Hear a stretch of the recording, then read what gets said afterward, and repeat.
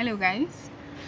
So I decided to make a video because I wasn't sure which would be the best medium for me to talk about this, and which is the 6 stages of a relationship.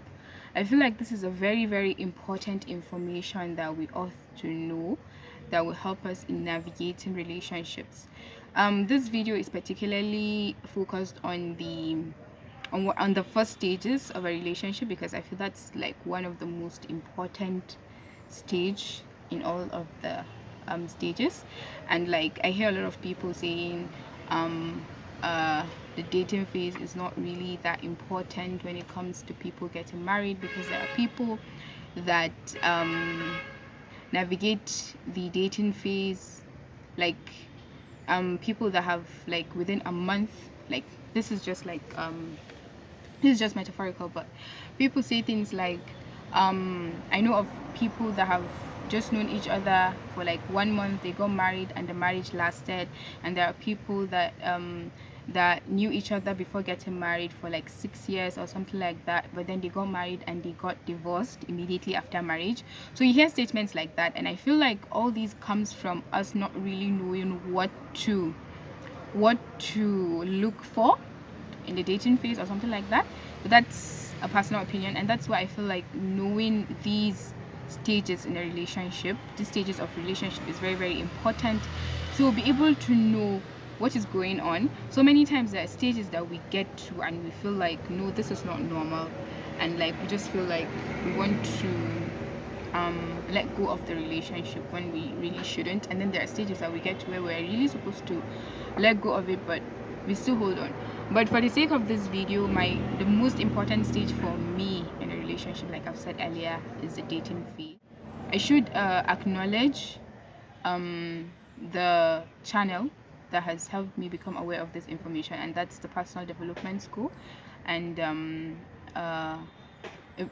of which Thais Gibson is the founder of it. So ideally, she talks about how the stages of a relationship, they are ideally, according to the work of the scientist that worked on it, the researcher that worked on it, is actually 5, but she felt the need to add another stage. So the name of the researcher is Susan Campbell. So it's possible that you might just see her talking about, that's the original researcher might just talk about the 5 stages, but then this other stage, this first stage, which I feel is the most important stage, is something that was like that was created or something like that by Thais Gibson. First stage is a talking stage, also known as the dating phase. Then the second stage is the honeymoon phase. That's when you guys have like agreed to be in a relationship. Then the third stage, I'll just list out the stages first before I move on to talk about it further. The third stage is the honeymoon phase. Then the fourth stage is the power struggle stage.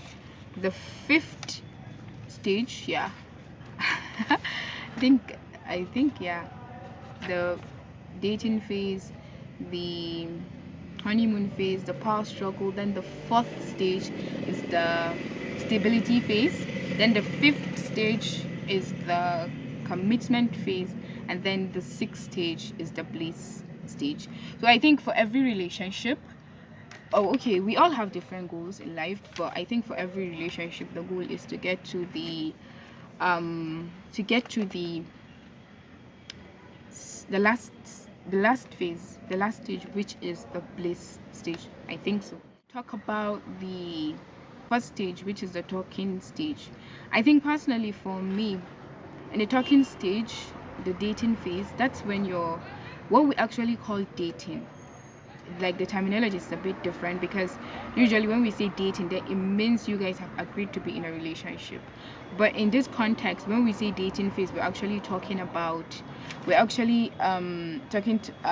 it in terms of talking stage. Yeah, that's where you're trying to get to know this person, you're trying to analyze if this person is really the person that you'd want to be in a relationship with. And this is the stage that I feel like we focus on the wrong things. I think the most important thing to focus on in this stage is knowing if a person can be able to fulfill your needs. And that's why it's so important for someone to be into the whole idea of healing before getting into a relationship.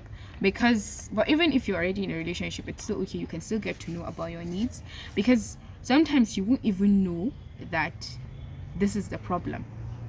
Like this person is not even fulfilling your needs. You just feel dissatisfied, but you're not even sure what exactly is the problem. And it's also important that in the dating stage that you are able to present yourself authentically, like who you are and stuff like that, your values and everything like that, and the things you tolerate and the things that you can't tolerate. So as I was saying, so it's very important that you're aware of your needs and your core wounds. These are two things that I believe are very, very important, because they're the things that when something happens to you, or when your significant other does something that isn't so comfortable, that you're not comfortable with, it's your needs that that reflect the pain that you feel from it. So being aware of, okay, this is the need that I have, and then communicating it to your partner. So that is like the third thing. Be aware of your needs, what are your core wounds, and then the ability to communicate to your partner that, okay, this is what happened and it made me feel this and I need this. So yeah, if you're able to do that right from, and the way the person receives your needs and your feelings and your everything, I feel is so important, and like it should be the bedrock of every relationship.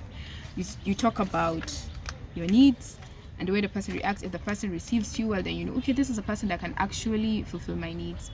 And sometimes, yeah, it's possible that they might not be able to actually fulfill your needs, because imagine a scenario where, I'll talk about attachment theory some other day, but imagine a scenario where you're with a person that has the attachment style of dismissive avoidant, and these are people that we know want a lot of space. So imagine you as an anxious, preoccupied, being attracted to this kind of person, and you wanting a lot of closeness. Of course, like, you guys are going to have a bit of friction. So but right from the dating phase, you already know that, okay, this person might not be able to fulfill this need that I have for closeness. So there is almost no point, unless of course you guys have decided on you've decided to negotiate. There's always no point for why you should continue with that relationship when this person has trouble fulfilling this important need of yours. Also, other needs like reassurance. You have a need for reassurance. You have a need for I don't know, any other need that I can think of, reassurance, and then you've tried to communicate it to the person, and the person does not even know what you're talking about. They're like, what is this?